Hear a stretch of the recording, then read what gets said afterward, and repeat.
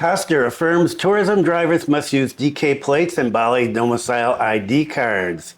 Yes, the governor is back in the news again. He has more to say besides that. And extreme weather is back in Bali, unfortunately. And here in Kampung Bugis, boy, it has been extreme for, I don't know, the last 3 days. Incredibly strong winds last night, all the way up to 48 kilometers per hour, and rain. And it's going on around the island. So stay tuned for details on these and other stories.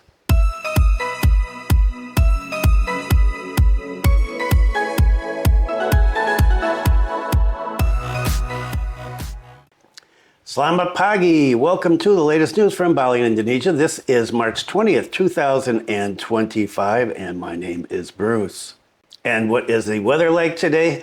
Well, it's not raining and there's not much wind, so that's good news. It is a steamy 31.7 degrees Celsius at 9:30 in the morning, and the humidity is all the way down to 61%. Good news. And the wind speed is 7.4 kilometers per hour. Not too bad.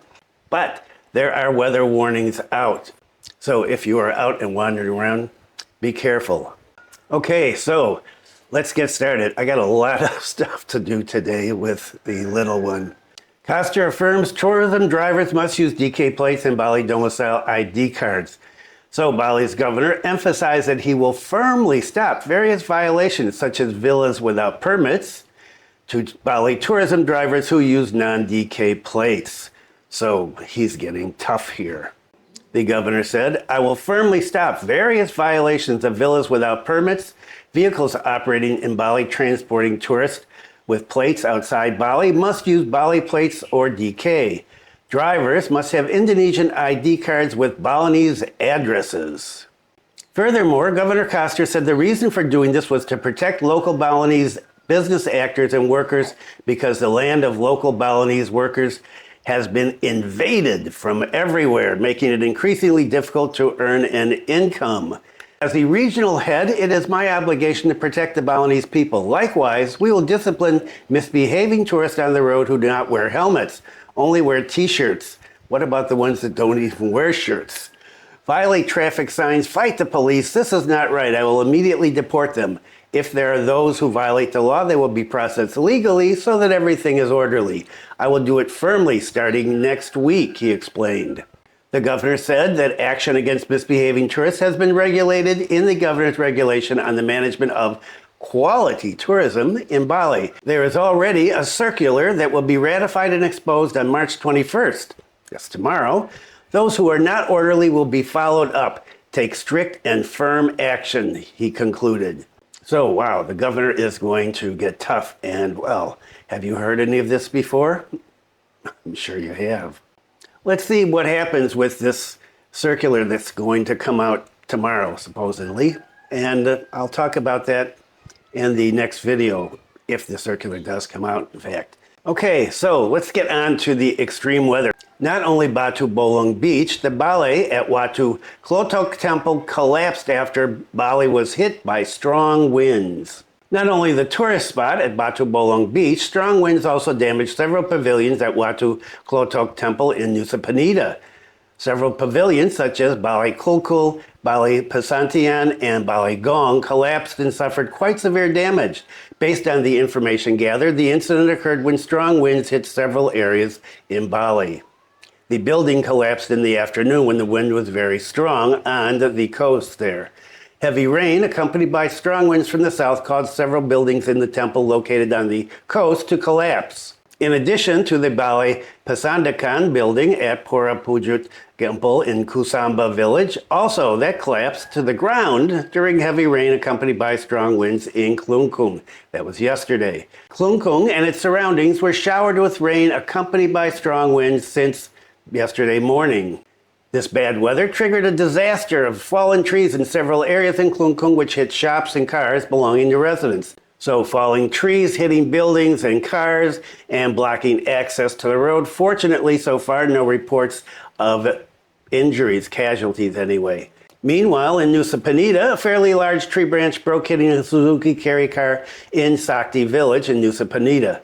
At the time of the incident, Nusa Penida was hit by heavy rain accompanied by strong winds, according to Nusa Penida Police Chief. Residents then worked together to clean up the falling tree. Luckily, the car that was hit by the tree was not damaged. Meanwhile, heavy rain accompanied by strong winds poured down on Klungkung until Wednesday afternoon. The public is asked to be aware of potential disasters such as falling trees, landslides. And remember, if you are out on the road when it is raining heavily, the roads are really damaged in a lot of places. You've got to watch out for potholes, especially if you're driving motorbikes. And the authorities always love to hear this, well as people in the tourism industry. And sometimes it's a kind of a negative thing. Why? Because when Bali is put in the press as being one of the top tourist destinations in the world, people say, gee, they're going to keep coming. Let's bring more and more people in. We don't really have to fix anything. I'm sure they don't actually say that, but that's my read on this. We don't really have to fix anything because people are coming. So there's some trash and holes in the road and the traffic and all that stuff. And, but hey, people are coming. And what are they coming? Traveler's Choice Awards. Yes, best of the best destinations. These destinations are our top spots for good reasons. They've got everything travelers are looking for and more. And where did Bali rate on this? The Traveler's Choice Awards, number 2. Bali is number 2. This award is awarded to those who receive a high volume of above and beyond reviews and opinions from the Tripadvisor community over a 12-month period. Out of 8 million listings, fewer than 1% achieve this milestone. So, what did Tripadvisor have to say about this? Bali is a living postcard, an Indonesian paradise that feels like a fantasy. Soak up the sun on a stretch of fine white sand or commune with the tropical creatures as you dive along coral ridges or the colorful wreck of a World War II ship. On shore, the lush jungle shelters stone temples and mischievous monkeys. The artistic capital of Ubud is the perfect place to see a cultural dance performance, take a batik or silversmithing workshop, or invigorate your mind and body in a yoga class. Dancing till you drop in Canggu or drinking until you puke at a number of very popular night spots. Okay, so I've been living here for 35 years. I love the island. I love living here. Is this a perfect place? Is this a paradise? Wow, far from it. Bali has a lot of problems, which the government and people in the tourist industry admit and talk about fixing a lot. But how much stuff gets done actually? Well, not a lot, unfortunately. Want to walk down the sidewalks? Because this has been mentioned a number of times, not just by me, but by people commenting on this channel. And you'll find broken sidewalks, motorbikes parked on the sidewalk, people who have shops sticking their stuff out on the sidewalk so you can't walk. And if you're in a wheelchair or you're disabled in some way, well, you're going to be out in the street. When I used to push Zoe around when she was a little one, me, and her stroller were out on the street because we couldn't go down the sidewalks. Is this ever going to be fixed? Well, this has been a problem for so many years, but so we can complain about this, but in the end, why do I stay here? Well, I live in Kampung Bugis, and so I'm far away from all the tourist stuff, and well, that makes me happy. And complain. At my age, why complain? I'm looking to have as pleasant a life as I can in what little time I have left. And so there are problems, and I bring them up because hopefully people will fix things, not from watching my channel, of course, but I just have some thoughts sending out into the universe. Let's get hippie weird. Okay, and let's get into the final story. Bali's Jembrana Police foil sea turtle smuggling attempt. Yes, good news. Jembrana Police have rescued several green sea turtles from an attempt to smuggle the endangered marine animals in Bali's Western Regency. We managed to secure a total of 5 sea turtles. We are still chasing the perpetrator, whose identity is already known to us, Jembrana Police Chief said. The chief said officers from Jembrana's Water Police received a tip-off on last Friday, about an attempt to smuggle sea turtles through Gilimanuk Sub-District, Melayu District. The police then conducted a sweep focusing on Gilimanuk Bay and found an individual engaged in suspicious activity. The person was hauling a cart with a motorcycle but ran away when officers approached, and he abandoned the motorcycle and the cart. Officers discovered 3 green sea turtles in the cart, verifying the tip about the smuggling attempt, and located 2 other sea turtles on the beach after a further search. As we already knew the identity of the subject, we searched their house, the chief said, where officers found sea turtle meat inside a refrigerator. Too bad for that. The police handed over the green sea turtles, a protected species, to the Kurma Asi Sea Turtle Conservation Group in Paranjak Village, as they have in previous cases. A spokesperson from the Jembrana Natural Resources Conservation Agency, BKSDA, said the 5 rescued turtles were 2 males and 3 females. 4 of the turtles were in healthy condition and can be released soon. 1 male sea turtle is still in treatment for stress. BKSDA expressed appreciation for all parties involved in rescuing the sea turtles. We hope the perpetrator can be arrested soon and punished according to regulations as a deterrence. The Jembrana Police have rescued dozens of sea turtles from several smuggling attempts. Green sea turtles are listed as an endangered species in the Convention on International Trade in Endangered Species of Wild Fauna and Flora, and on the Red List of International Union for Conservation of Nature.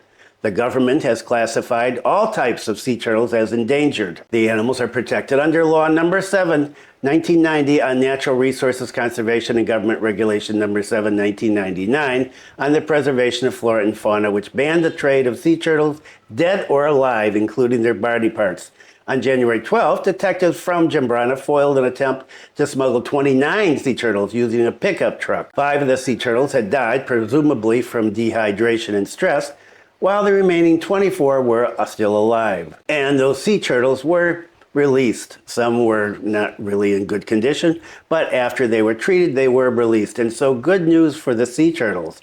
And there are a number of stories that continue to come out here that I don't talk about all the time about sea turtles being rescued and smuggling going on here. And well, hope they get all of that. Okay, and that is it for today. Thanks for viewing. Be kind to someone today. Take care. And I will see you next time. And I try to answer as many of the, just a side thing, I try to answer as many of the comments when they need to be answered as I can. But as you know, I'm kind of short on time these days. And so I appreciate all the comments, especially the positive ones. Okay, have a great weekend.